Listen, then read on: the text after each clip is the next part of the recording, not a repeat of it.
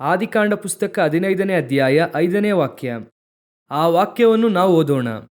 ಅವನನ್ನು ಹೊರಗೆ ಕರೆತಂದು ಆಕಾಶದ ಕಡೆಗೆ ನೋಡು, ನಕ್ಷತ್ರಗಳನ್ನು ಲೆಕ್ಕಿಸುವುದು ನಿನ್ನಿಂದಾದರೆ ಲೆಕ್ಕಿಸು, ನಿನ್ನ ಸಂತಾನವು ಅಷ್ಟಾಗುವುದು ಅಂದನು.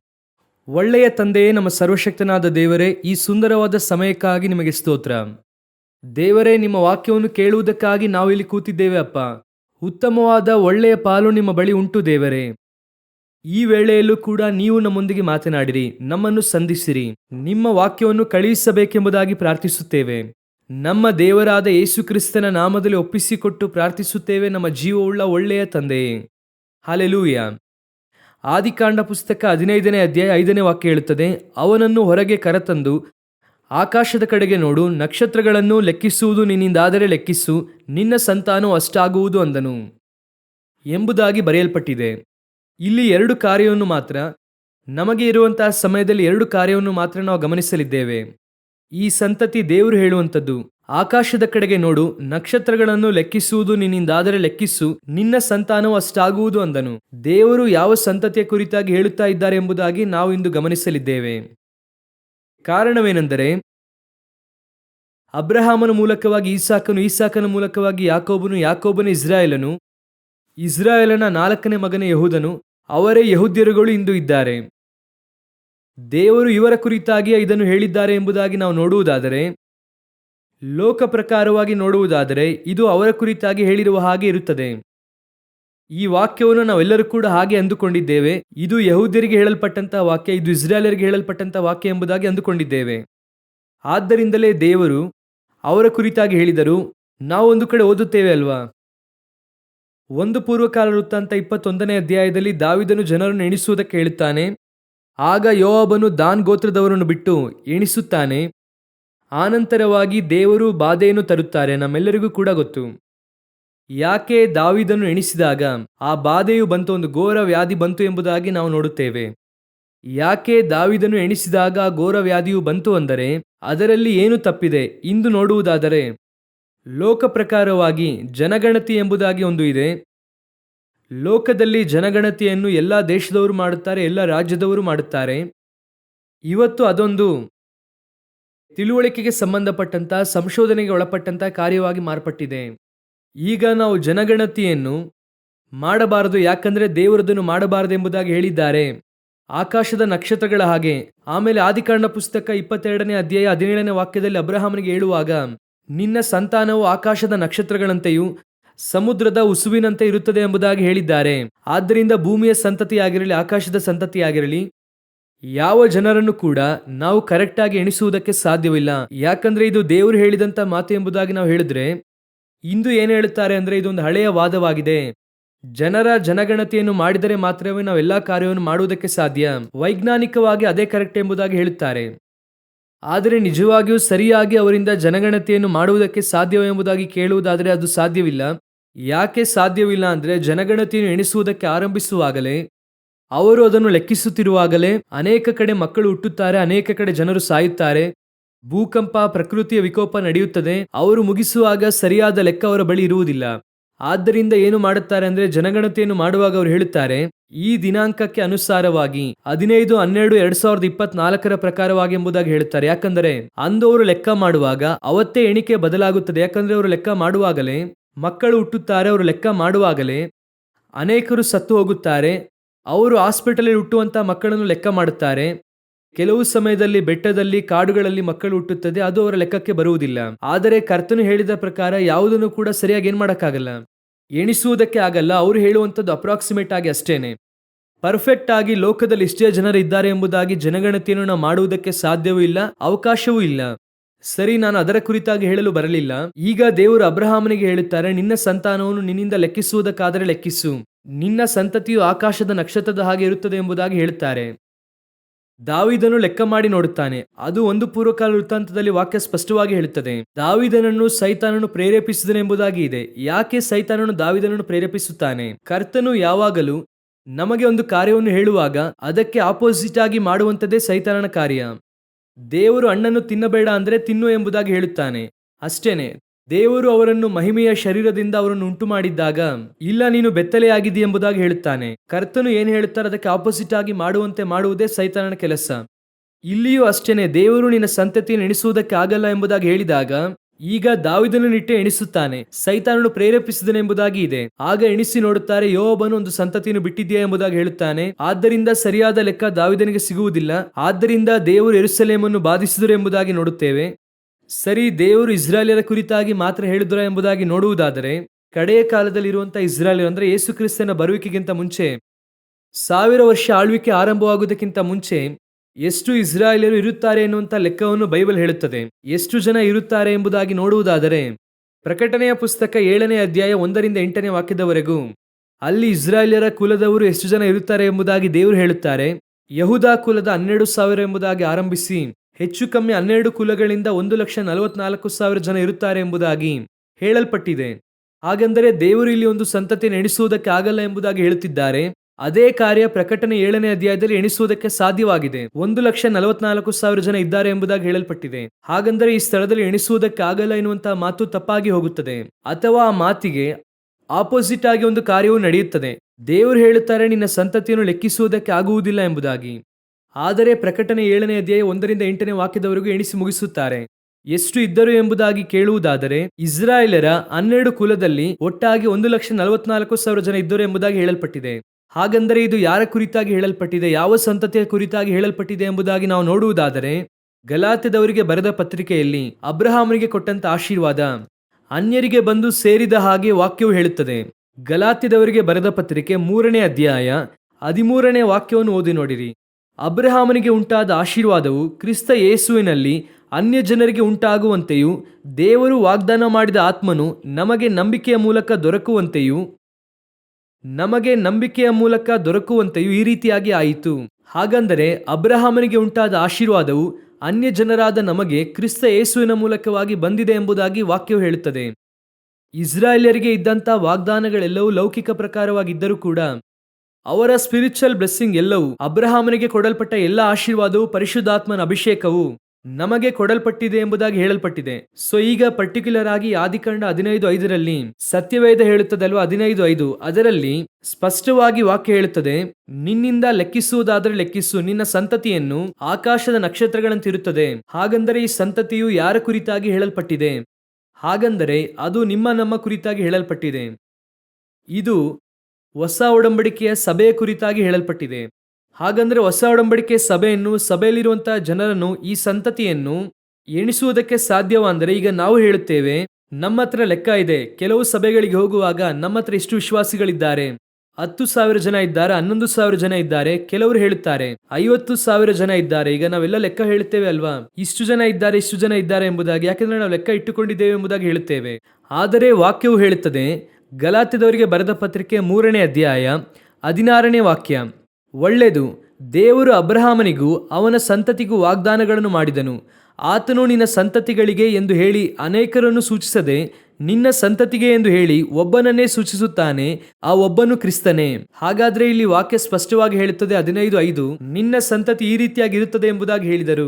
ಸಂತತಿಗಳು ಎಂಬುದಾಗಿ ಹೇಳದೆ ಸಂತತಿ ಎಂಬುದಾಗಿ ಹೇಳಿದರು. ಆ ಸಂತತಿಯು ಕ್ರಿಸ್ತನೇ. ಹಾಗಂದರೆ ಈ ವಾಕ್ಯದ ಪ್ರಕಾರ ದೇವರು ಆಕಾಶದ ಕಡೆಗೆ ನೋಡು, ನಿನ್ನ ಸಂತತಿಯು ಆಕಾಶದ ನಕ್ಷತ್ರಗಳ ಹಾಗೆ ಇರುತ್ತದೆ ಎಂಬುದಾಗಿ ಹೇಳಿದ್ದು, ಅವರು ಇಸ್ರಾಯೇಲ್ ಕುರಿತಾಗಿ ಹೇಳಲಿಲ್ಲ, ಯಹೂದ್ಯರ ಕುರಿತಾಗಿ ಹೇಳಿಲ್ಲ, ಅವರು ನಿಮ್ಮ ನನ್ನ ಕುರಿತಾಗಿ ಹೇಳಿದ್ದಾರೆ.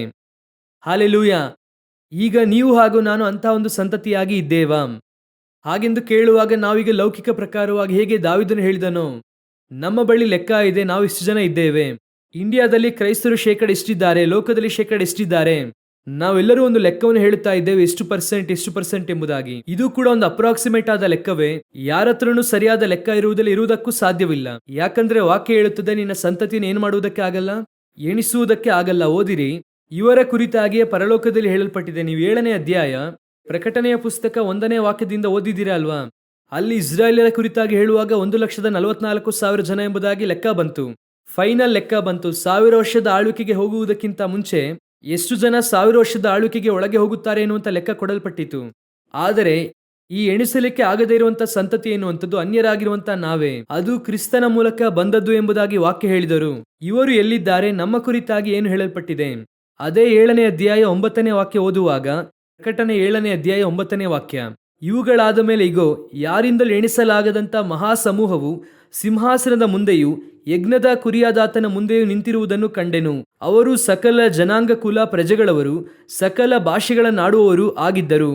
ಅವರು ಬಿಳಿ ನಿಲುವಂಗಿಗಳನ್ನು ತೊಟ್ಟುಕೊಂಡು ತಮ್ಮ ಕೈಗಳಲ್ಲಿ ಖರ್ಜೂರದ ಗರಿಗಳನ್ನು ಹಿಡಿದುಕೊಂಡಿದ್ದರು. ಅಲ್ಲಿ ಆ ಸ್ಥಳದಲ್ಲಿ ಒಂದು ವಾಕ್ಯ ಇದೆ, ಯಾರಿಂದಲೂ ಎಣಿಸಲಾಗದಂತ ಎಂಬುದಾಗಿ ಇದೆ. ಇವುಗಳಾದ ಮೇಲೆ ಇಗೋ, ಯಾರಿಂದಲೂ ಎಣಿಸಲಾಗದಂತ ಮಹಾಸಮೂಹವು ಸಿಂಹಾಸನದ ಮುಂದೆಯೂ ಯಜ್ಞದ ಕುರಿಯಾದಾತನ ಮುಂದೆಯೂ ನಿಂತಿರುವುದನ್ನು ಕಂಡೆನು. ಎಣಿಸಲಾಗದಂತಹ ಅಂದರೆ ಈ ಗುಂಪೆ ಪರಲೋಕದಲ್ಲಿ ಸಿಂಹಾಸನದ ಮುಂದೆಯೂ ಯೇಸುಕ್ರಿಸ್ತನ ಮುಂದೆಯೂ ನಿಲ್ಲುತ್ತದೆ. ಇದು ಯಾರ ಕುರಿತಾಗಿ ಹೇಳಲ್ಪಟ್ಟಿದೆ? ಇಸ್ರಾಯೇಲರ ಕುರಿತಾಗಿ ಅಲ್ಲ. ಯಾಕಂದ್ರೆ ಇಸ್ರಾಯೇಲರ ಕುರಿತಾಗಿ 1ರಿಂದ 8ನೇ ವಾಕ್ಯದ ತನಕ ಹೇಳಿ ಮುಗಿಸುತ್ತಾರೆ. 9ನೇ ವಾಕ್ಯದಿಂದ ನಮ್ಮ ಕುರಿತಾಗಿ ಹೇಳುತ್ತಾರೆ, ನೀವು ಹಾಗೂ ನಾನೇ ಆ ಎಣಿಸಲಾಗದೇ ಇರುವಂತಹ ಸಂತತಿ. ನಾವೇ ನಕ್ಷತ್ರಗಳು ಎಂಬುದಾಗಿ ಹೇಳುವುದಕ್ಕೆ ಏನು ಗುರುತು ಎಂಬುದಾಗಿ ಕೇಳುವುದಾದರೆ, 1ನೇ ಅಧ್ಯಾಯ ಪ್ರಕಟಣೆಯ ಪುಸ್ತಕ ಕಡೆಯ ವಾಕ್ಯದಲ್ಲಿ ನೀವು ಓದುವಾಗ, ಅವರ ಕೈಯಲ್ಲಿ 7 ನಕ್ಷತ್ರಗಳು ಇತ್ತು. ಆ 7 ನಕ್ಷತ್ರಗಳು 7 ಸಭೆಗಳು ಎಂಬುದಾಗಿ ಹೇಳಲ್ಪಟ್ಟಿದೆ. ಆ 7 ಸಭೆಗಳ ದೂತರು ಎಂಬುದಾಗಿ ಹೇಳಲ್ಪಟ್ಟಿದೆ. ಈಗ ನಾವು ಕರ್ತನ ಸಂತತಿಯಾಗಿ ಮಾರ್ಪಟ್ಟಿದ್ದೇವೆ, ಎಣಿಸಲಾಗದಷ್ಟು ಇದ್ದೇವೆ. ಆದರೆ ಅಬ್ರಹಾಮನಿಗೆ ವಾಗ್ದಾನ ಮಾಡಲ್ಪಟ್ಟಂತ ಈ ಒಂದು ಕಾರ್ಯ, ಅವರು ಅಲ್ಲಿ ಇರುವಾಗ ಹೇಳಲ್ಪಟ್ಟುದು ಇಸ್ರಾಯೇಲರಿಗೆ ಸಂಬಂಧವಾಗಿಯೇ. ಇಸ್ರಾಯೇಲರಿಗೆ, ಅವರ ಮೂಲಕವಾಗಿ ಯಹೂದ್ಯರಿಗೆ ಈ ವಾಗ್ದಾನ ಉಂಟಾಯಿತು. ಆದರೆ ಅದು ಬದಲಾಗಿ ಹಾಗೆ ನಿಮ್ಮ ನನ್ನ ಕೈಯಲ್ಲಿ ಬಂದಿದೆ. ಅವರಿಗೆ ಕೊಡಲ್ಪಟ್ಟದ್ದು ಈಗ ಯಾರ ಕೈಯಲ್ಲಿ ಬಂದಿದೆ? ಯೇಸು ಕ್ರಿಸ್ತನ ಮೂಲಕವಾಗಿ ಅನ್ಯರಿಗೆ ಬಂತು ಎಂಬುದಾಗಿ ಹೇಳುತ್ತಾರೆ. ಹಾಗಂದರೆ ಯಾಕೆ ಅವರು ಅದನ್ನು ಕಳೆದುಕೊಂಡರು? ಅದನ್ನು ಕಳೆದುಕೊಳ್ಳುವುದಕ್ಕೆ ಏನು ಕಾರಣ? ಈಗ ದೇವರು ಇದನ್ನು ಅಬ್ರಹಾಮನಿಗೆ ಕೊಡುವುದಕ್ಕೆ ಮೊದಲು ಏನು ಕಾರಣ ಎಂಬುದಾಗಿ ನೋಡಬೇಕು. ಅದನ್ನು ನೋಡಿದಾಗ ಮಾತ್ರ ಯಾಕೆ ಇದನ್ನು ಕಳೆದುಕೊಂಡರು ಎಂಬುದಾಗಿ ಗೊತ್ತಾಗುತ್ತದೆ. ಈ ಆಶೀರ್ವಾದವನ್ನು ಅಬ್ರಹಾಮನು ಸ್ವತಂತ್ರಿಸಿಕೊಳ್ಳುವುದಕ್ಕೆ ಬಹಳ ಮುಖ್ಯವಾಗಿ ಅವರು ಹೇಳಿದಂತಹ ಒಂದು ಕಾರ್ಯ ಏನೆಂಬುದಾಗಿ ನೋಡುವುದಾದರೆ, ಓದಿರಿ ಆದಿಕಾಂಡ ಪುಸ್ತಕ 12ನೇ ಅಧ್ಯಾಯ 1ನೇ ವಾಕ್ಯ ಓದಿರಿ. ಯೆಹೋವನು ಅಬ್ರಹಾಮನಿಗೆ, ನೀನು ಸ್ವದೇಶವನ್ನು, ಬಂಧು ಬಳಗವನ್ನು, ತಂದೆಯ ಮನೆಯನ್ನು ಬಿಟ್ಟು ನಾನು ತೋರಿಸುವ ದೇಶಕ್ಕೆ ಹೊರಟು ಹೋಗು. ನಾನು ತೋರಿಸುವ ದೇಶಕ್ಕೆ ಹೊರಟು ಹೋಗು. 4ನೇ ವಾಕ್ಯ, ಯೆಹೋವನು ಹೇಳಿದ ಮೇರೆಗೆ ಅಬ್ರಹಾಮನು ಹೊರಟು ಹೋದನು. ಬಹಳ ಸ್ಪಷ್ಟವಾಗಿ ಇದೆ, ದೇವರು ಒಂದು ಆಶೀರ್ವಾದವನ್ನು ಕೊಡುವುದಕ್ಕಿಂತ ಮುಂಚೆ ಅವರಿಗೆ ಒಂದು ಕಟ್ಟಳೆಯನ್ನು ನೇಮಿಸುತ್ತಾರೆ. ಈ ಕಡೆಯ ಕಾಲದಲ್ಲಿ ಆಶೀರ್ವಾದ ಮಾತ್ರ ತೆಗೆದುಕೊಳ್ಳುವಂತ ಸಂತತಿಯೇ ನೀವು ಹಾಗೂ ನಾನು. ವಾಗ್ದಾನ ಎನ್ನುವಂತ ಹೆಸರಿನಲ್ಲಿ ಆಶೀರ್ವಾದಗಳುಳ್ಳ ಮಾತುಗಳನ್ನು ಮಾತ್ರ ನಾವು ಮಾರ್ಪಡಿಸಿದ್ದೇವೆ. ಬೇರೆ ಯಾವುದನ್ನು ಕೂಡ ನಾವು ಮಾರ್ಪಡಿಸುವುದಿಲ್ಲ. ನಮ್ಮ ಪ್ರಕಾರವಾಗಿ ಕೆಲವರನ್ನು ನೋಡುವುದಾದರೆ ವಾಗ್ದಾನದ ವಾಕ್ಯ ಹಿಂದಿನ ಭಾಗವನ್ನು ಬಿಡುತ್ತಾರೆ, ಮುಂದಿನ ಭಾಗವನ್ನು ಬಿಡುತ್ತಾರೆ, ಅದನ್ನು ಮಾತ್ರ ತೆಗೆದುಕೊಳ್ಳುತ್ತಾರೆ. ನಾನೇ ನಿನ್ನ ಪರಿಹಾರಿಯಾಗಿರುವ ಕರ್ತನು ಎಂಬುದಾಗಿ. ಅದರ ಅರ್ಥ ಏನೆಂದರೆ, ಆ ನಾನೇ ನಿನ್ನ ಪರಿಹಾರಿಯಾಗಿರುವ ಕರ್ತನು ಎನ್ನುವುದಾಗಿ ಹೇಳುವುದಕ್ಕಿಂತ ಮುಂಚೆ 4 ಲೈನ್ ಇರುತ್ತದೆ. ಆ 4 ಲೈನನ್ನು ಬಿಟ್ಟು ಪರಿಹಾರಿಯಾಗಿರುವ ಕರ್ತನನ್ನು ತೆಗೆದುಕೊಳ್ಳುತ್ತಾರೆ. ಆ 4 ಲೈನ್ ಏನು ಹೇಳುತ್ತದೆ? ನೀನು ನನ್ನ ಆಜ್ಞೆಗಳನ್ನು, ನನ್ನ ನೇಮಗಳನ್ನು, ನಾನು ಹೇಳಿದಂಥವುಗಳನ್ನು ಕೈಗೊಂಡರೆ ಐಗುಪ್ತ್ಯರ ಮೇಲೆ ಬಂದಂತ ಬಾಧೆಗಳನ್ನು ನಿಮ್ಮ ಮೇಲೆ ಬರಗೊಡಿಸೆನು. ನಾನೇ ನಿನ್ನ ಪರಿಹಾರಿಯಾಗಿರುವ ಕರ್ತನು ಎಂಬುದಾಗಿ ಹೇಳುತ್ತಾರೆ. ಆಜ್ಞೆಗಳನ್ನು, ನೇಮಗಳನ್ನು, ಕೈಗೊಳ್ಳಬೇಕಾದವುಗಳನ್ನು ಬಿಟ್ಟಿದ್ದಾಯಿತು. ಆದರೆ ಪರಿಹಾರಿಯಾಗಿರುವ ಕರ್ತನಾಗಿರಬೇಕು. ಆಶೀರ್ವಾದ ಮಾತ್ರ ಇರಬೇಕು. ನಿಮಗೆ ತಕ್ಕಂತೆ ಕಡೆಯ ಕಾಲದಲ್ಲಿ ತಮ್ಮ ಸ್ವಾಇಚ್ಛೆಗನುಸಾರವಾಗಿ ತಮಗೆ ಬೇಕಾದವರಂತೆ ಬೋಧಕರುಗಳನ್ನು ಆರಿಸಿಕೊಳ್ಳುತ್ತಾರೆ ಎಂಬುದಾಗಿದೆ. ಇವರೆಲ್ಲ ಏನು ಮಾಡುತ್ತಾರೆ? ನಿಮಗೆ ಬೇಕಾದ ಹಾಗೆ ಪ್ರಸಂಗ. ನೀವು ಚಿಂತಿಸಬೇಡ್ರಿ, ಹೇಗಿದ್ದರೂ ದೇವರು ಆಶೀರ್ವದಿಸುತ್ತಾರೆ. ಹೇಗೆ ಆಶೀರ್ವದಿಸುವುದಕ್ಕೆ ಸಾಧ್ಯ? ಅಲ್ಲಿ ಏನಿದೆ? ನೀವು ಬಡ್ಡಿಗೆ ಬಿಡುತ್ತೀರಾ, ಆದರೂ ಆಶೀರ್ವದಿಸುತ್ತಾರೆ. ನೀವು ಮೋಸದ ತೂಕ ಮಾಡುತ್ತೀರಾ, ದೇವರು ನಿಮ್ಮನ್ನು ಆಶೀರ್ವದಿಸುತ್ತಾರೆ.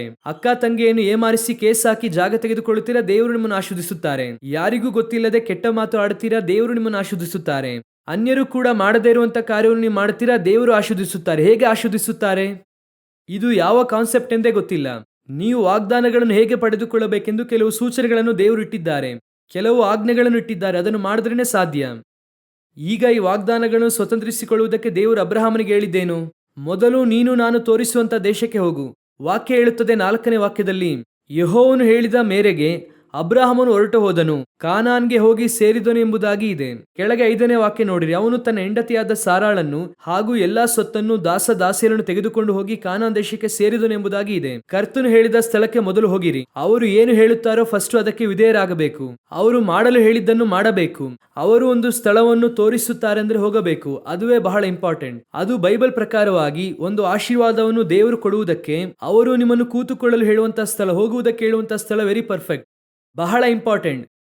ನಾವು ಈ ಸ್ಥಳವನ್ನು ಕಾನ್ಸಂಟ್ರೇಟ್ ಮಾಡುವುದಿಲ್ಲ. ನಮ್ಮ ಪ್ರಕಾರವಾಗಿ ಕರ್ತನು ಎಲ್ಲಿದ್ದರೂ ಕೂಡ ಆಶೀರ್ವದಿಸುತ್ತಾರೆ. ಕರ್ತನು ಎಲ್ಲಿದ್ದರೂ ಆಶೀರ್ವದಿಸುತ್ತಾರೆ. ಆದರೆ ಎಲ್ಲಿರಬೇಕೆಂಬುದಾಗಿ ಅವರು ಹೇಳುತ್ತಾರೆ, ಅಲ್ಲಿದ್ದರೆ ಮಾತ್ರ ಆಶೀರ್ವದಿಸುತ್ತಾರೆ. ಈಗ ಪರಿಶುದ್ಧಾತ್ಮನ ಅಭಿಷೇಕ ಎಲ್ಲಿದ್ದರೂ ಸಿಗುತ್ತದೆ ತಾನೆ. ಎಲ್ಲೇ ಮೊಣಕಾಲೂರಿ ಕೇಳಿದರೂ ಸಿಗುತ್ತದೆ ಅಲ್ವಾ? ಯಾರು ಇಲ್ಲ ಎಂದು ಹೇಳುತ್ತಿಲ್ವಲ್ಲ.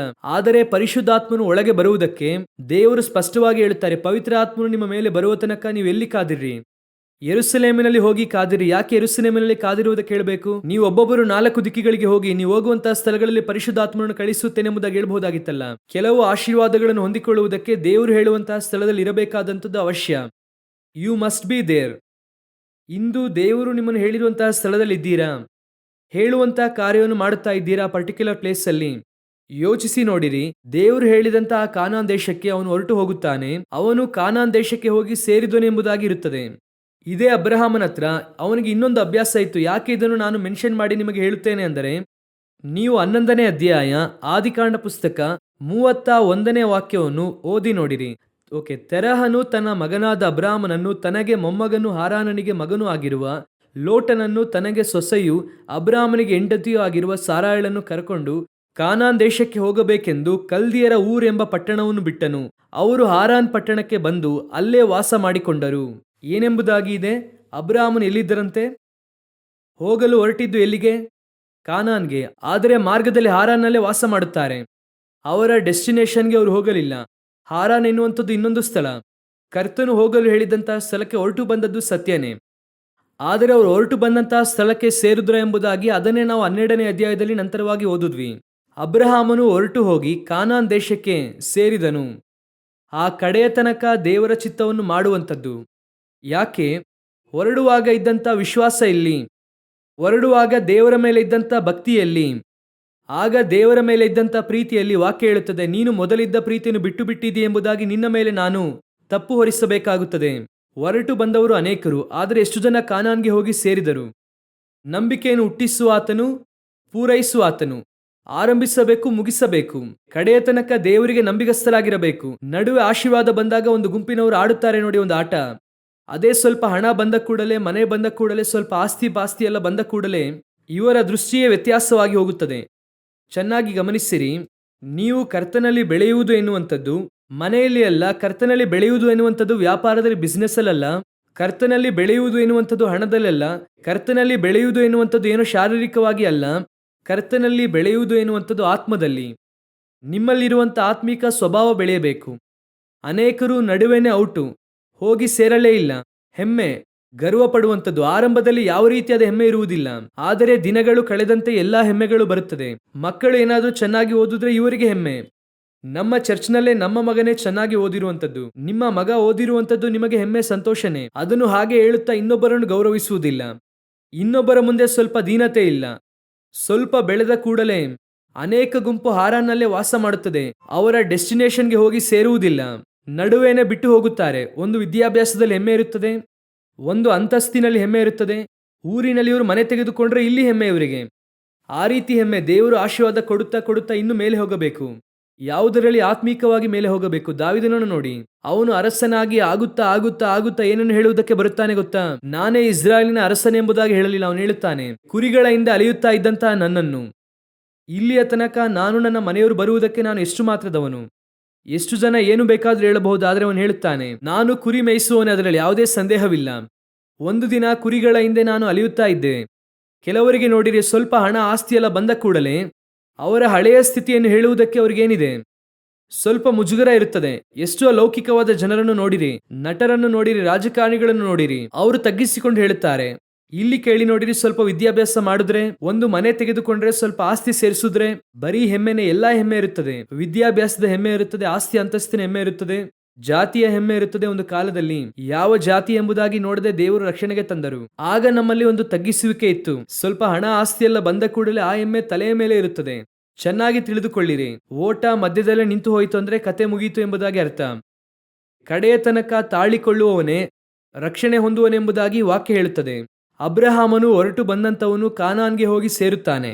ಒಂದು ಕಾಲದಲ್ಲಿ ಮಧ್ಯದಲ್ಲೇ ನಿಂತಂತವನೇ ಅವನು ಹಾರಾನಲ್ಲಿ ಹೋಗಿ ನಿಲ್ಲುತ್ತಾನೆ. ಕರ್ತನು ಈಗ ಹೇಳುತ್ತಾರೆ, ನಾನು ತೋರಿಸುವ ದೇಶಕ್ಕೆ ಹೊರಟು ಹೋಗು. ನೀನು ಅರ್ಧದಲ್ಲೇ ಕೂರಬೇಡ. ಯಾಕೆ ಗೊತ್ತಾ? ಇಲ್ಲಿ ಕೂತುಕೊಂಡಿದ್ದೀರಲ್ಲ, ನಾನು ಹೇಳ್ತಿರುವುದು ಚರ್ಚ್ನಲ್ಲಿ ಅಲ್ಲ. ಈ ಲೋಕದಲ್ಲಿ ಯಾವುದರ ಮೇಲೆ ನೀವು ಕೂತುಕೊಂಡರು, ವಿದ್ಯಾಭ್ಯಾಸದ ಮೇಲೆ, ಅಂತಸ್ತಿನ ಮೇಲೆ ಕೂತುಕೊಂಡರು ಅಥವಾ ಬೇರೆ ಯಾವುದರ ಮೇಲೆ ಕೂತುಕೊಂಡರು, ಇದು ನಿರಂತರವಾದದ್ದಲ್ಲ. ಒಂದು ದಿನ ಅದು ಹೋಗುತ್ತದೆ, ಒಂದು ದಿನ ಕತೆ ಮುಗಿಯುತ್ತದೆ, ಅಷ್ಟೇನೆ, ಇದು ಫಿನಿಶ್. ಅದು ನಿಮಗೆ ಚೆನ್ನಾಗಿಯೇ ಗೊತ್ತು. 70 ಬಲ ಹೆಚ್ಚಿದರೆ 80, ಈಗ ಅದೂ ಇಲ್ಲ. ಕೊರೋನಾ ಬಂದ ನಂತರ ಅದೂ ಹೋಯಿತು.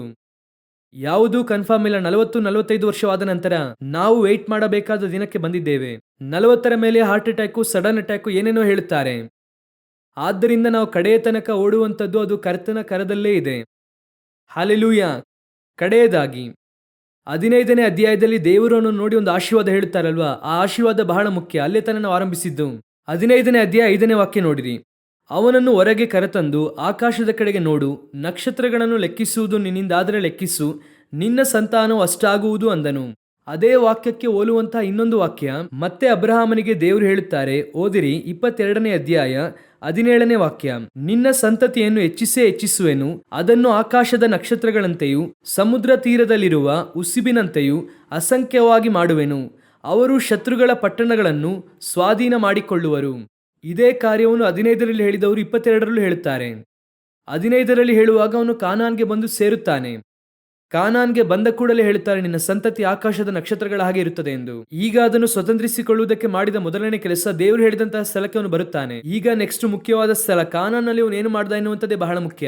22ನೇ ಅಧ್ಯಾಯದಲ್ಲಿ ಅವನು ಒಂದನ್ನು ಮಾಡುತ್ತಾನೆ. ಓದಿರಿ ಆದಿಕಾಂಡ 22ನೇ ಅಧ್ಯಾಯ 3ನೇ ವಾಕ್ಯ.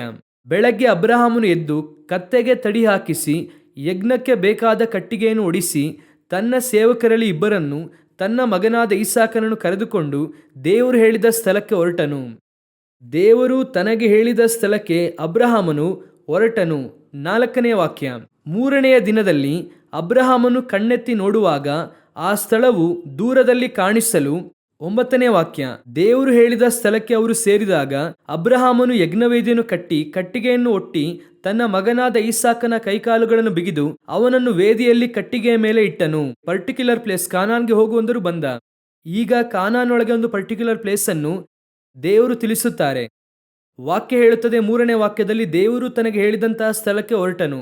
4ನೇ ವಾಕ್ಯದಲ್ಲಿ ದೂರದಲ್ಲಿ ಆ ಸ್ಥಳವು ಕಾಣಿಸಲು. 9ನೇ ವಾಕ್ಯ ಹೇಳುತ್ತದೆ ಕರ್ತನು ಹೇಳಿದಂತಹ ಸ್ಥಳಕ್ಕೆ ಅವರು ಸೇರಿದಾಗ. ಎಲ್ಲಿ? ಮೋರಿಯಾ ಬೆಟ್ಟದ ಮೇಲೆ. ಯಾವುದೋ ಒಂದು ಸ್ಥಳ ಎಂಬುದಾಗಿ ಇದೆಯಾ? ಇಲ್ಲ, ಪರ್ಟಿಕ್ಯುಲರ್ ಪ್ಲೇಸ್. ಇಲ್ಲಿ ಇವನು ಯಾತಕ್ಕಾಗಿ ಬಂದ? ಅದೇ ಬಹಳ ಇಂಪಾರ್ಟೆಂಟ್. ಯಾಕೆ ಬಂದ? ಕಾನಾನ್ಗೆ ಹೋಗುವಾಗ ದೇವರು ಹೇಳುತ್ತಾರೆ, ನಿನ್ನನ್ನು ಆಶೀರ್ವದಿಸುವೆನು. 12ನೇ ಅಧ್ಯಾಯ 1-2 ವಾಕ್ಯ ಹೇಳುತ್ತದೆ, ನೀನು ಸ್ವದೇಶವನ್ನು, ಬಂಧು ಬಳಗವನ್ನು, ತಂದೆಯ ಮನೆಯನ್ನು ಬಿಟ್ಟು ನಾನು ತೋರಿಸುವಂತಹ ದೇಶಕ್ಕೆ ಹೊರಟು ಹೋಗು. ನಾನು ನಿನ್ನನ್ನು ದೊಡ್ಡ ಜನಾಂಗವಾಗುವಂತೆ ಮಾಡಿ ಆಶೀರ್ವದಿಸಿ ನಿನ್ನ ಹೆಸರನ್ನು ಪ್ರಖ್ಯಾತಿಗೆ ತರುವೆನು. ಈಗ ಹೋಗುವಂಥದ್ದು ಈಸಿ. ಯಾಕೆ? ದೇವರು ಆಶೀರ್ವದಿಸಲಿದ್ದಾರೆ. ಆಶೀರ್ವದಿಸುವುದರಿಂದ ಈಗ ದೇವರು ಹೇಳುತ್ತಾರೆ, ನಾನು ತೋರಿಸುವಂತ ದೇಶಕ್ಕೆ ಹೋಗು. ಅಬ್ರಹಾಮನು ಹೋಗುತ್ತಾರೆ. ಯಾಕೆ? ಆಶೀರ್ವಾದ ಸ್ವತಂತ್ರಿಸಿಕೊಳ್ಳಲು. ನಾವೆಲ್ಲರೂ ಕೂಡ ಅಂತವರೇ. ಒಂದು ಆಶೀರ್ವಾದ ಅಂದ ಕೂಡಲೇ ನೀವು ಕೂಡಲೇ ಹೊರಟು ಬರುತ್ತೀರಾ, ಬರುವುದಿಲ್ವಾ? ನಾವು ಆಶೀರ್ವಾದ ಅಂದರೆ ಖಂಡಿತವಾಗಿ ಏನ್ ಮಾಡುತ್ತೇವೆ? ಬಂದೇ ಬರುತ್ತೇವೆ. ಅದರಲ್ಲಿ ಯಾವುದೇ ಸಂದೇಹವಿಲ್ಲ. ಆದರೆ ದೇವರು ಈಗ ಹೇಳುತ್ತಾರೆ, ನಾನು ಕಾನಾನಲ್ಲಿ ಒಂದು ಸ್ಥಳ ಇಟ್ಟಿದ್ದೇನೆ, ಅಲ್ಲಿ ಹೋಗು. ಅದು ಬೆಟ್ಟದ ಮೇಲೆ ಇದೆ, ಅಲ್ಲಿ ಒಂದು ಸ್ಥಳ ಇದೆ. ಸರಿ, ದೇವರು, ಹೋಗುತ್ತೇನೆ. ಅದು ನೋಡಿರಿ 22ನೇ ಅಧ್ಯಾಯ ಆದಿಕಾಂಡ ಪುಸ್ತಕ 3ನೇ ವಾಕ್ಯವನ್ನು ಓದಿ ನೋಡಿರಿ. ಬೆಳಗ್ಗೆ ಅಬ್ರಹಾಮನು ಎದ್ದು ಕರ್ತನು ಹೇಳಿದ ಕೂಡಲೇ ಅವನು ಯಾವಾಗ ಹೊರಟು ಹೋದ? ಅರ್ಲಿ ಮಾರ್ನಿಂಗ್, 4-5 ಗಂಟೆಗೆ. ದೇವರು ಇಂದಿನ ದಿನ ಹೇಳುತ್ತಾರೆ, ಅವನು ಬೆಳಗ್ಗೆ 5 ಗಂಟೆಗೆ ಹೊರಟು ಹೋಗುತ್ತಾನೆ. ಹಾಗಂದ್ರೆ ಏನರ್ಥ? ಸಂಪೂರ್ಣ ಇಂಟ್ರೆಸ್ಟ್ನೊಂದಿಗೆ ಹೋಗುತ್ತಾನೆ. ಆದರೆ ಯಾತಕ್ಕಾಗಿ ಹೋಗುವುದಕ್ಕೆ ಹೇಳಿದ್ದಾರೆ? ಅದೇ ಬಹಳ ಇಂಪಾರ್ಟೆಂಟ್. ಯಾಕೆ ಹೋಗಲು ಹೇಳಿದರು? ಆಶೀರ್ವದಿಸುತ್ತೇನೆ ಆದ್ದರಿಂದ ಹೋಗು ಎಂದು ಹೇಳಲಿಲ್ಲ. ಹೇಳುತ್ತಾರೆ ದೇವರು, ಈಗ ನಿನ್ನ ಹತ್ರ ಇರುವಂತಹ ಬೆಸ್ಟು ನನಗೆ ಕೊಡು, ಅದನ್ನು ಕೊಡುವುದಕ್ಕಾಗಿ ಹೊರಟು ಹೋಗು ಅನ್ನುತ್ತಾರೆ. ತೆಗೆದುಕೊಳ್ಳುವಾಗ ಹೊರಟು ಹೋದಂಥ ಅಬ್ರಹಾಮನು ಕೊಡುವುದಕ್ಕೆ ಹೋಗುವಾಗ ಹೇಗೆ ಹೊರಟು ಹೋಗುತ್ತಾನೆ ಎನ್ನುವಂಥದ್ದೇ ಬಹಳ ಇಂಪಾರ್ಟೆಂಟ್. ಇವತ್ತು ದೇವರಿಂದ ಆಶೀರ್ವಾದ ಪಡೆಯುವುದಕ್ಕೆ ನಾವು ಹೇಗಿದ್ದೇವೆ? ರೆಡಿಯಾಗಿದ್ದೇವೆ. ಎಷ್ಟು ಜನ ಮತ್ತೆ ಕೊಡುತ್ತೇವೆ ಮಕ್ಕಳನ್ನು? ನಾನು ಮಕ್ಕಳು ಎಂಬುದಾಗಿ ಹೇಳುತ್ತಾ ಇರುವುದು ಒಂದು ಉದಾಹರಣೆ. ಕರ್ತನಿಂದ ಆಶೀರ್ವಾದ ಪಡೆದುಕೊಳ್ಳುವಾಗ ನನ್ನಲ್ಲಿರುವಂತಹ ಒಂದು ವೇಗ, ಅದಕ್ಕಾಗಿರುವ ಒಂದು ಪ್ರತಿಷ್ಠೆ, ಅದಕ್ಕಾಗಿರುವ ಒಂದು ಪ್ರಾರ್ಥನೆ, ಅದಕ್ಕಾಗಿ ತ್ಯಾಗ, ಎಷ್ಟೋ ಸ್ಯಾಕ್ರಿಫೈಸಸ್ ಇದೆ. ಆದರೆ ಮತ್ತೆ ದೇವರಿಗೆ ಕೊಡುವುದಕ್ಕೆ ಇದೆಯಾ? ಕರ್ತನು 1000ದಷ್ಟು ಆಶೀರ್ವದಿಸಬೇಕೆಂದು ಕೇಳುತ್ತೀರಾ ಅಲ್ವಾ? ಧರ್ಮೋಪದೇಶ ಕಾಂಡ 1:11 ಮನೆಯಲ್ಲಿ ಹಾಕಿರುತ್ತೀರಾ? ಎಷ್ಟು ಜನ ಮತ್ತೆ ಹಿಂತಿರುಗಿ 1000ದಷ್ಟು ಕೊಡುವುದಕ್ಕೆ ರೆಡಿಯಾಗಿದ್ದೀರಾ? ಅದು ಸಾಧ್ಯವಿಲ್ಲ. 10ರಲ್ಲಿ 1 ಮಾತ್ರ ಸಾಧ್ಯ. ಯಾಕೆ? ದೇವರು 10ರಲ್ಲಿ 1 ಕೊಡುವುದಕ್ಕೆ ಹೇಳಿದ್ದಾರೆ. ಆದರೆ ಅವರು 1000 ಕೊಡಬೇಕು. ಆದರೆ ನಾವು ಹಿಂತಿರುಗಿಸಿ ಎಷ್ಟು ಕೊಡುತ್ತೇವೆ? 10ರಲ್ಲಿ 1 ಕೊಡುತ್ತೇವೆ. ಅಥವಾ ಇನ್ನೊಂದು ವಾಕ್ಯ ಇದೆಯಲ್ಲ, ಎಲ್ಲವನ್ನು ಮಾರಿ ದೇವರು ಕೊಡುವುದಕ್ಕೆ ಹೇಳಿದ್ದಾರಲ್ಲ, ಅದು ಹೊಸ ಒಡಂಬಡಿಕೆಯಲ್ಲಿ ಅದಿದೆಯಾ ನನಗೆ ಗೊತ್ತಿಲ್ಲ ಅಂತ ಹೇಳುತ್ತಾರೆ. ಯಾಕೆ? ನನಗೆ ಹಳೆಯ ಒಡಂಬಡಿಕೆಯಲ್ಲಿ ಇದು ಮಾತ್ರ ನೆನಪಿನಲ್ಲಿದೆ. ಯಾವುದು 1000ದಷ್ಟು ಕೊಡುತ್ತಾರೆ. ತೆಗೆದುಕೊಳ್ಳುವುದಕ್ಕೆ ರೆಡಿ. ದೇವರಿಂದ ಆಶೀರ್ವಾದ ತೆಗೆದುಕೊಳ್ಳುವುದಕ್ಕೆ ರೆಡಿ. ಮಕ್ಕಳ ಲೋಕದ ಆಶೀರ್ವಾದವು. ಆದರೆ ಅಬ್ರಹಾಮನು ಪಡೆದುಕೊಳ್ಳುವುದಕ್ಕಿಂತಲೂ ಕೊಡುವುದು. ಅವನು ನೋಡಿ ಪಡೆದುಕೊಳ್ಳುವಾಗ ಕಾದಿದ್ದವನು ಕೊಡುವುದಕ್ಕೆ ಮರುದಿನ ಬೆಳಗ್ಗೆನೆ ಎದ್ದೇಳುತ್ತಾನೆ. ದೇವರಿಂದ ಮಕ್ಕಳನ್ನು ಪಡೆಯುವುದಕ್ಕೆ 25 ವರ್ಷ ವೇಟ್ ಮಾಡುತ್ತಾನೆ, 100 ವರ್ಷದ ತನಕ. ಆದರೆ ಮತ್ತೆ ಕೇಳುವಾಗ ಮರುದಿನ ಬೆಳಗ್ಗೆನೆ, ಅರ್ಲಿ ಮಾರ್ನಿಂಗ್. ಅದನ್ನು ಸಾರಾಳ ಹತ್ರ ಹೇಳಿಲ್ವೋ ಅದು ಗೊತ್ತಿಲ್ಲ. ಬೆಳಗ್ಗೆನೆ ಅರ್ಲಿ ಮಾರ್ನಿಂಗ್ ಹೊರಟು ಹೋಗುತ್ತಾನೆ. ಎಷ್ಟು ಜನ? ಇದೇ ವಾಕ್ಯ ಹೇಳುತ್ತದೆ, ಸಂತೋಷವಾಗಿ ಕೊಡುವವನ ಮೇಲೆ. ಈ ಸಂತೋಷದಿಂದ ದೇವರಿಗೆ ಕೊಡುತ್ತಾ ಇದ್ದೇವಾ? ದೇವರು ಹೇಳಿದರು, ನಿನ್ನ ಸಂತತಿ ಆಕಾಶದ ನಕ್ಷತ್ರದ ಹಾಗೆ ಇರುತ್ತದೆ. ಯಾಕೆ ಇರುತ್ತದೆ? ನಿನಗೆ ಇರುವಂತಹ ಒಂದನ್ನು ನನಗೆ ಕೊಟ್ಟು ನೋಡು. ಅದು ಪೂರ್ಣ ಹೃದಯದಿಂದ ಕೊಟ್ಟು ನೋಡು. ಬೆಳಗ್ಗೆನೆ ನಾನು ಹೇಳಿದಂತಹ ಸ್ಥಳಕ್ಕೆ ಬಂದು ಕೊಟ್ಟು ನೋಡು. ಎಷ್ಟು ಜನ ಹಾಗೆ ಮಾಡುತ್ತೇವೆ? ಅಬ್ರಹಾಮನು ಆಫರಿಂಗ್ ಅನ್ನು ಬಂದು ತೆಗೆದುಕೊಳ್ಳಿ ಅಂತ ಹೇಳಲಿಲ್ಲ, ಅವನೇ ಹೋಗಿ ಕೊಡುತ್ತಾನೆ.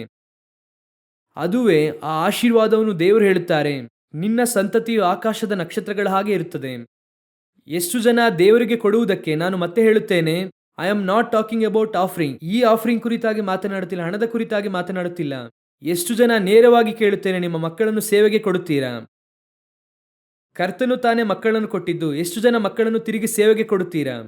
ಮಗನನ್ನು ಬೆಳೆಸುವಾಗ ಕರ್ತನಿಗೋಸ್ಕರ ಬೆಳೆಸಬೇಕು, ಕರ್ತನಿಗೆ ಕೊಡುವುದಕ್ಕೋಸ್ಕರ ಬೆಳೆಸಬೇಕು. ಇವತ್ತು ನಾವು ಪಡೆದುಕೊಳ್ಳುವುದಕ್ಕೆ ರೆಡಿ, ದೇವರಿಗೆ ಕೊಡುವುದಕ್ಕೆ ರೆಡಿ ಇಲ್ಲ. ಇವರು ಏನು ಮಾಡ್ತಾರೆ? ವರ್ಲ್ಡ್ಲಿ ಗವರ್ನಮೆಂಟ್, ಲೋಕದಲ್ಲಿ ಕೆಲಸಕ್ಕೆ ಹೋದರೆ ಅವರೊಂದು ಸಂಬಳವನ್ನು ಫಿಕ್ಸ್ ಮಾಡುತ್ತಾರೆ. ಆ ಸಂಬಳಕ್ಕೆ ತಕ್ಕ ಹಾಗೆ ನಿಮ್ಮ ಜೀವಿತ ನಡೆಸಬೇಕು. ಹೆವೆನ್ಲಿ ಗವರ್ನಮೆಂಟ್ ನಿಮ್ಮ ಜೀವಿತಕ್ಕೆ ಏನು ಬೇಕೋ ಅದನ್ನು ಫಿಕ್ಸ್ ಮಾಡಿ ಕೊಡುತ್ತದೆ. ಸೇವಕನಂದ್ರೆ ಅಷ್ಟೊಂದು ಕೇವಲ. ಈಗ ಒಂದು ಹೆಣ್ಣಿಗೆ ಗಂಡನ್ನು ನೋಡುವುದಕ್ಕೆ ಹೇಳಿದ್ರು, ನೋಡಿದ್ವಿ. ನೋಡಿದ ಕೂಡಲೇ ಅವರು ಸೇವೆಯಲ್ಲಿದ್ದಾರೆ ಎಂದು ಹೇಳಿದ ಕೂಡಲೇ ಆ ತಾಯಿ ಹೇಳುತ್ತಾರೆ, ಒಳ್ಳೆಯದೇ ಪಾಸ್ಟರ್, ಒಬ್ಬ ಒಳ್ಳೆಯ ಹುಡುಗ ಇದ್ರೆ ಹೇಳ್ರಿ. ಬೇರೆ ಯಾರಾದರೂ? ಯಾಕೆ ಅವನು ಕೆಟ್ಟವನ? ಕೆಟ್ಟವನೇನಲ್ಲ. ಅವರ ಪ್ರಕಾರ ತಿಂಗಳಿಗೆ 1.5 ಲಕ್ಷ ಸಂಬಳ ಬಂತಂದ್ರೆ ಒಳ್ಳೆಯ ಹುಡುಗ. ಯಾಕಂದ್ರೆ ಲೈಫು ಸೇಫು. ತಿಂಗಳಿಗೆ 1.5 ಲಕ್ಷ ಬರುತ್ತದೆ ಎಂದು ನಂಬೇಡ. 50,000 ಜನರನ್ನು ದೊಡ್ಡ ದೊಡ್ಡ ಕಂಪನಿಯವರು ಕೆಲಸದಿಂದ ತೆಗೆದಾಕಿದ್ದಾರೆ. ಎಷ್ಟೋ ಕಂಪನಿ ಕೆಲಸ ಇಲ್ಲದೆ ತಿರುಗುತ್ತಾ ಇದೆ. ಈಗಲೂ ಹೇಳುತ್ತೇನೆ, ಕರ್ತನ ಕರಕ್ಕೆ ಒಪ್ಪಿಸಿಕೊಡುವುದಾದರೆ ದೇವರು ಸಂರಕ್ಷಿಸುವುದಕ್ಕೆ ಶಕ್ತರಾಗಿ ಇದ್ದಾರೆ. ಕರ್ತನಿಗೆ ಕೊಡುವುದರಲ್ಲಿ ಅಷ್ಟೊಂದು ಉತ್ಸಾಹದಿಂದ ಇರಬೇಕು. ನಾನು ಮತ್ತೆ ಹೇಳುತ್ತೇನೆ, ನಿಮ್ಮ ಮಕ್ಕಳನ್ನು, ನಿಮ್ಮನ್ನು ದೇವರಿಗೆ ಸರ್ವಾಂಗ ಯಜ್ಞ ಎಂಬುದಾಗಿ ಇದೆ ಅಲ್ವಾ? ಹೊಸ ಒಡಂಬಡಿಕೆಯಲ್ಲಿದೆ, ನಮ್ಮನ್ನು ಸಜೀವ ಬಲಿಯಾಗಿ ಅರ್ಪಿಸುವುದೇ ವಿವೇಕಪೂರ್ವಕವಾದ ಆರಾಧನೆ ಎಂಬುದಾಗಿ ಇದೆ. ಇವತ್ತು ನಾವು ನಮ್ಮ ಕುರಿತಾಗಿ ರೆಡಿಯಾಗಿಲ್ಲ. ದೇವರಿಂದ ಪಡೆಯುವಾಗ ಇರುವಂತ ಇಂಟ್ರೆಸ್ಟ್ ದೇವರಿಗೆ ಕೊಡುವಾಗ ಇಲ್ಲ. ಹೋಗಿ ದೇವರ ಸಮ್ಮುಖದಲ್ಲಿ ಒಪ್ಪಿಸಿಕೊಡಬೇಕು. ಅವನು ತನ್ನ ಒಬ್ಬನೇ ಮಗನನ್ನು, ಪ್ರೀತಿಯ ಮಗನನ್ನು, ಏಕಪುತ್ರನನ್ನು, ವಾಕ್ಯ ಹೇಳುತ್ತದೆ, ಅವನು ಹೋಗಿ ಕೊಡುತ್ತಾನೆ. ಈಗ ದೇವರು ಹೇಳುತ್ತಾರೆ, ಅವನನ್ನು ನನಗೆ ಕೊಟ್ಟೆ ಅಲ್ವಾ? ಒಂದೇ ಒಂದನ್ನು ತಾನೇ ಕೊಟ್ಟೆ, ಈಗ ನಾನು ನಿನಗೆ ಹಿಂತಿರುಗಿಸಿ ಕೊಡುತ್ತೇನೆ, ಆದರೆ ಅದನ್ನು ನಿನ್ನಿಂದ ಎಣಿಸುವುದಕ್ಕೆ ಸಾಧ್ಯವಿಲ್ಲ. ವಾಕ್ಯ ಹೇಳುತ್ತದೆ, ಆಗಲೇ ದೇವರು ಆದಿಕಾಂಡ 22:17 ಹೇಳುತ್ತಾರೆ, ನಿನ್ನ ಸಂತತಿಯು ಆಕಾಶದ ನಕ್ಷತ್ರದ ಹಾಗೆಯೂ ಸಮುದ್ರದ ಉಸುಬಿನಂತೆಯೂ. ಯಾವಾಗ ಹೇಳುತ್ತಾರೆ? ನಾನು ಕೇಳಿದಾಗ ನಿನಗೆಂದು ಇದ್ದಂತ ಒಂದನ್ನು ನನಗೆ ಕೊಟ್ಟೆ ಅಲ್ವಾ? ಈಗ ನಾನು ಮತ್ತೆ ಕೊಡುತ್ತೇನೆ ನೋಡು. ಅದು ಹೇಗಿರುತ್ತದೆ ಎಂದರೆ, ನೀನು ಎಣಿಸಲಿಕ್ಕೆ ಆಗದೇ ಇರುವಷ್ಟು ಇರುತ್ತದೆ. ಕಡೆಯದಾಗಿ ಹೇಳಿ ಮುಗಿಸುತ್ತೇನೆ. ತಂದೆಯಾದ ದೇವರು ತನ್ನ ಒಬ್ಬನೇ ಮಗನನ್ನು ನಮಗೋಸ್ಕರವಾಗಿ ಕೊಟ್ಟನು. ಒಬ್ಬನನ್ನೇ ಕೊಟ್ಟರು. ಇಂದು ಅವರಿಗೆ ಎಣಿಸಲಿಕ್ಕೆ ಆಗದೇ ಇರುವಷ್ಟು ಹೇರಳವಾದ ಜನರು ಬಿಳಿ ನಿಲುವಂಗಿಗಳನ್ನು ಉಟ್ಟುಕೊಂಡು ಸಿಂಹಾಸನದಲ್ಲಿ ಮುಂದೆ ನಿಲ್ಲುವುದಕ್ಕೆ ರೆಡಿಯಾಯಿತು. ಅವರು ಕೊಟ್ಟದ್ದು ಒಬ್ಬನೇ ಮಗನನ್ನು. ಮತ್ತೆ ಪಡೆದುಕೊಂಡಂಥದ್ದು ಎಣಿಸಲಾಗದ ಮಹಾಸಮೂಹ. ಅಬ್ರಹಾಮನು ಕೊಟ್ಟದ್ದು ಒಬ್ಬ ಪ್ರಿಯ ಮಗನನ್ನು. ಮತ್ತೆ ಹಿಂತಿರುಗಿ ಪಡೆದುಕೊಂಡಂಥದ್ದು ಆಕಾಶದ ನಕ್ಷತ್ರ ಹಾಗೂ ಸಮುದ್ರದ ಉಸುಬಿನಷ್ಟು. ಅದೇ ದೇವರು ನಿಮಗೆ ಹೇಳುತ್ತಾರೆ. ಅವರು ಎಲ್ಲಿ ಹೋಗುವುದಕ್ಕೆ ಹೇಳುತ್ತಾರೋ, ಎಲ್ಲಿ ನಿಲ್ಲುವುದಕ್ಕೆ ಹೇಳುತ್ತಾರೋ, ಏನನ್ನು ಕೊಡುವುದಕ್ಕೆ ಹೇಳುತ್ತಾರೋ ಆ ಸ್ಥಳಕ್ಕೆ ಹೋಗಿರಿ, ಅಲ್ಲಿ ನಿಲ್ಲಿರಿ, ಅದನ್ನು ಕೊಡಿರಿ. 1000ದಷ್ಟು ಅಲ್ಲ, ಎಣಿಸಲಿಕ್ಕೆ ಆಗದೇ ಇರುವಷ್ಟು ದೇವರು ಹಿಂತಿರುಗಿಸಿ ಕೊಡುವುದಕ್ಕೆ ಶಕ್ತರಾಗಿದ್ದಾರೆ. ಹಾಲೆಲೂಯಾ. ನೀವು ಇಟ್ಟುಕೊಂಡಿರುವಂತಹ ಸ್ವಲ್ಪವನ್ನು ಇದೆಲ್ಲ ಕೊಡುವುದಕ್ಕೆ ಆಗಲ್ಲ. ನನ್ನ ಹತ್ರ ಇರುವಂತದ್ದು ಒಂದೇ ಒಂದು ಹೇಗೆ ಕೊಡಲಿ? ಕಡೆಯ ತನಕ ಈ ಒಂದೇ ನಿನ್ನ ಲೈಫ್. ಆ ಇರುವಂತ ಒಂದೇ ಒಂದನ್ನು ನನಗೆ ಕೊಟ್ಟು ನೋಡು. ನಾನು ಹಿಂತಿರುಗಿಸಿ ಕೊಡುವಾಗ ನಿನ್ನಿಂದ ಎಣಿಸಲಿಕ್ಕೆ ಆಗದೇ ಇರುವಷ್ಟು ಇರುತ್ತದೆ. ಆಮೇನ್. ನಾವೆಲ್ಲರೂ ಪ್ರಾರ್ಥಿಸೋಣ. ಇರುವಂತಹ ಸ್ಥಳದಲ್ಲಿ ನಾವೆಲ್ಲರೂ ಕಣ್ಣು ಮುಚ್ಚೋಣವಾ? Thank you Jesus. ಸ್ತೋತ್ರ ದೇವರಾತ್ಮನೆ. ಕೋಟ್ಯಾನುಕೋಟಿ ಸ್ತುತಿ ಸ್ತೋತ್ರಗಳನ್ನು ಸಲ್ಲಿಸುತ್ತೇವೆ ಅಪ್ಪ. ದೇವರೇ, ನೀವು ನಮಗೆ ಕೊಟ್ಟಂತ ಕರೆಯುವಿಕೆ ಉನ್ನತವಾದದ್ದು. ನಮ್ಮಲ್ಲಿ ಎಷ್ಟೋ ಜನರಿಗೆ ಸಿಗದೇ ಇರುವಂತ ಕರೆಯುವಿಕೆ ಅಬ್ರಹಾಮನಿಗೆ ಕೊಟ್ಟಿದ್ದೀರಾ ಅಪ್ಪ. ದೇವರೇ, ಅದೇ ರೀತಿಯಾಗಿ ಈ ಲೋಕದಲ್ಲಿ ಇರುವಂತವರು ಎಷ್ಟೇ ಕೋಟಿ ಜನರು ಇದ್ದರೂ ಅವರಲ್ಲಿ ನೀವು ನಮ್ಮನ್ನು ಆರಿಸಿಕೊಂಡಂತ ನಿಮ್ಮ ಕೃಪೆಗಾಗಿ ಸ್ತೋತ್ರ. ನಮ್ಮನ್ನು ಕರೆದು ಒಳಗೆ ಕರೆದುಕೊಂಡು ಹೋಗಿ ಕೂರಿಸಿದ್ದೀರಾ. ನೀವು ಕರೆತಂದದಕ್ಕೆ ಒಂದು ಉದ್ದೇಶ ಇದೆ. ದೇವರಾಗಿರುವ ಕರ್ತನು ಇವರನ್ನು ಎಣಿಸಲಿಕ್ಕೆ ಆಗದೇ ಇರುವಷ್ಟರ ಮಟ್ಟಿಗೆ ಆಶೀರ್ವದಿಸಲು ಬಯಸುತ್ತಿದ್ದೀರಿ. ಅದಕ್ಕಾಗಿರುವ ಕ್ವಾಲಿಫಿಕೇಶನ್ ಅನ್ನು, ಅದಕ್ಕಾಗಿರುವಂತಹ ಸ್ಯಾಕ್ರಿಫೈಸ್ ಅನ್ನು ನಾವು ಮಾಡುವುದಕ್ಕೆ ದೇವರೇ ನಮಗೆ ಹೇಳಿಕೊಡಿ. ಅಬ್ರಹಾಮನು ಹೇಳಿದಂತಹ ಸ್ಥಳಕ್ಕೆ, ಹೇಳಿದಂತಹ ದೇಶಕ್ಕೆ ಹೋದ. ನಿರ್ದಿಷ್ಟ ಸ್ಥಳಕ್ಕೆ ಬಂದನು. ಆ ಸ್ಥಳದಲ್ಲಿ ಅವನ ಹತ್ರ ಇದ್ದಂತ ಒಂದೇ ಒಂದನ್ನು ಮನಪೂರ್ವಕವಾಗಿ ಬೆಳಗ್ಗೆನೆ ಎದ್ದು ಬಂದು ಅವನು ಕೊಟ್ಟನು. ದೇವರಾಗಿರುವ ಕರ್ತನು ಅವನು ಎದುರು ನೋಡದೇ ಇರುವಷ್ಟರ ಮಟ್ಟಿಗೆ, ಎಣಿಸಲಾಗದೇ ಇರುವಷ್ಟು ಸಂತತಿಯನ್ನು ಕೊಟ್ಟು ಆಶೀರ್ವದಿಸಿದ್ದೀರಿ. ಅದೇ ರೀತಿಯಾಗಿ ಇಲ್ಲಿರುವಂತ ಒಬ್ಬೊಬ್ಬರನ್ನು ಕೂಡ ದೇವರೇ ಆಶೀರ್ವದಿಸಿರಿ. ಹೃದಯಗಳನ್ನು ತೆರೆಯಿರಿ ಅಪ್ಪ. ದೇವರೇ ಮಾತನಾಡಿ ಅಪ್ಪ. ಕೊರತೆಗಳಿಲ್ಲದೆ ನಡೆಸಿರಿ ಅಪ್ಪ. ನಿಮ್ಮ ಮಹಿಮೆಯುಳ್ಳ ಕರದ ಕೆಳಗೆ ತಗ್ಗಿಸಿಕೊಳ್ಳುತ್ತೇವೆ. ನಮ್ಮ ದೇವರಾದ ಯೇಸು ಕ್ರಿಸ್ತನ ನಾಮದಲ್ಲಿ ಒಪ್ಪಿಸಿಕೊಟ್ಟು ಪ್ರಾರ್ಥಿಸುತ್ತೇವೆ, ನಮ್ಮ ಜೀವವುಳ್ಳ ಒಳ್ಳೆಯ ತಂದೆಯೇ, ಆಮೇನ್.